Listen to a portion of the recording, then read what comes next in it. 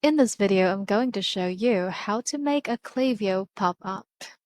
What you have to do is to go to Sign Up Forms. So since all of these forms are in pop-up forms, we'll be proceeding here. This one is the only flyout form. I'll click that for you.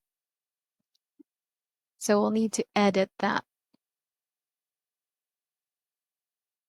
From here, you can just click Styles, Form Type, and then click Pop-up. And after you have edited everything and you're satisfied with how it looks like, or if you'd like to see how it looks like, you can click this one here. It means mobile view. So that's how it looks like. For desktop view, that's how it looks like. That's about it. That's how you can make a Klaviyo pop-up. If you have any questions, please let me know down in the comments below and I'll do my best to help you out.